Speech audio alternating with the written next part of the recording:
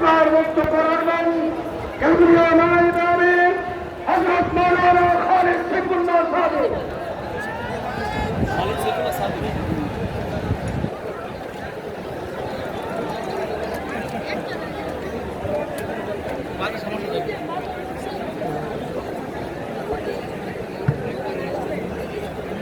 আসসালামু আলাইকুম ওয়া রাহমাতুল্লাহ। আলহামদুলিল্লাহ ওয়াসসালাতু ওয়াসসালামু আলা রাসূলিল্লাহ। আম্মা বা'দ। প্রিয় সহোদরী জনতা, একটা নয় একাধিক বিশেষ দাবি নিয়ে আমরা এখানে হাজির হয়েছি।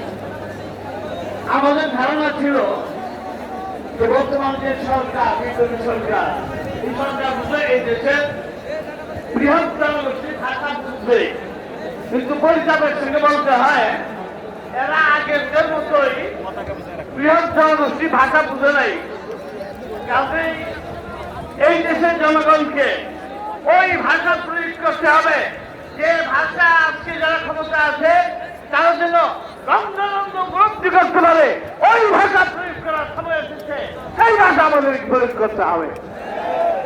আর মনে রাখবেন, সরকারকে বলতে চাই, পশ্চিমা নাস্তিনের ফোর্টুস্টেটটাই দেশগুলো কাজ করতে পারবে না। এই ফোর্টুস্টেট দূর করেন। আর ওই আপনার সংবিধানের ক্ষেত্রেও কোন সংস্কার করতে হবে। এই যে ওলামায়ে কেরামের প্রতিনিধিত্ব রয়েছে, সংস্কার করা যাবে না। নারী নীতি প্রত্যাখ্যান করা হলো, তৃণমূলের জন্য প্রত্যাখ্যান করা হয়েছে, আপনাকেও প্রত্যাখ্যান করতে হবে। আল্লাহ আমাদেরকে তৌফিক দেয়।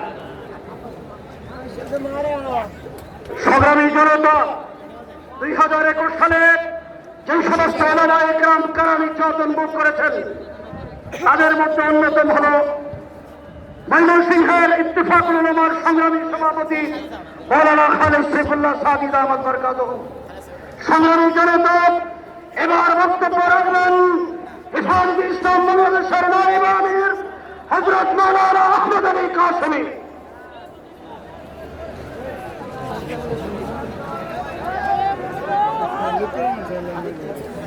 বিসমিল্লাহির রহমানির রহিম।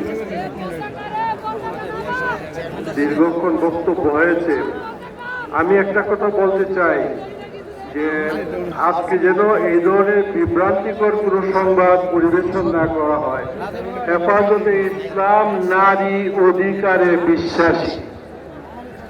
আমরা নারীদের ন্যায্য অধিকার এবং কুরআন বর্ণিত যে সমস্ত অধিকার নারীদেরকে দেওয়া হয়েছে সেই অধিকারে আমরা বিশ্বাসী। এই নারীবাদীরা তারা সরকার প্রস্তাবে একটা প্রস্তাব করেছেন, সেটা হলো যে তারা অভিন্ন পারিবারিক আইন চায়। অভিন্ন পারিবারিক আইন করার অর্থ হলো এটা যে হিন্দু, মুসলিম, বুদ্ধ, খ্রিস্টান যারা আছে সকলেরই একই আইনে তাদের সবকিছু হবে। এটা কি হতে পারে? মুসলমানদের বিবাহ শাদী মুসলমানদের আইনে হবে, হিন্দু খ্রিস্টানদের বিবাহ শাদী তাদের আইনে হবে। সুতরাং অভিন্ন পারিবারিক আইন হতে পারে না। গতকাল আমি রাতের বেলায় ডেইলি স্টারের একটা বক্তব্য দেখেছি, কয়েকজন নারীবাদীদের পক্ষে বিবৃতি দিয়েছে। তারা বলেছে যে যখন এই বাংলাদেশে কোন সময় নারী উন্নয়নে কাজ করা হয় তখন এই প্রগতির বিরুদ্ধে একটি মহল তারা সোচ্চার হয়, এখন হেফাজতে ইসলামের নামে হয়েছে।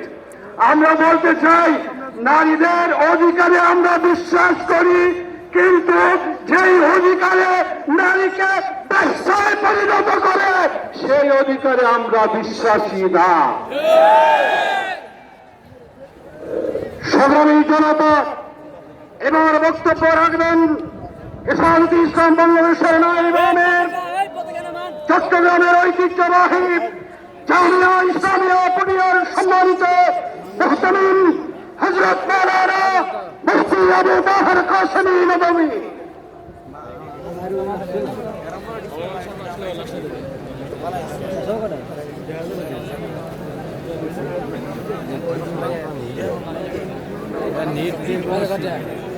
আসসালামু আলাইকুম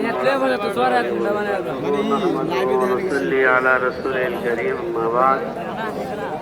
এই পর্যন্ত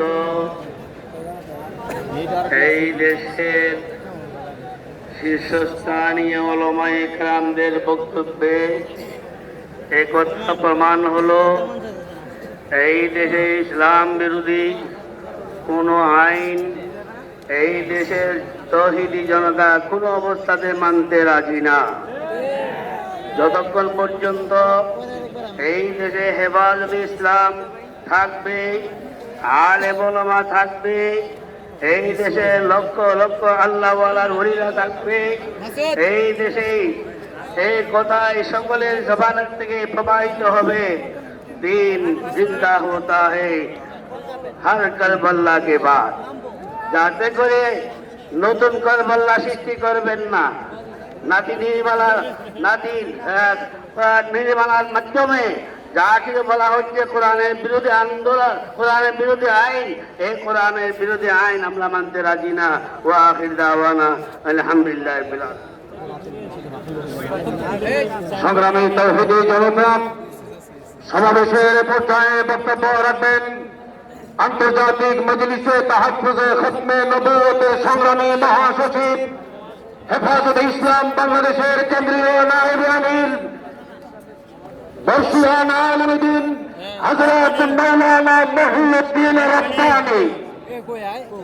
ঠান্ডা পানি। বিসমিল্লাহির রহমানির রহিম।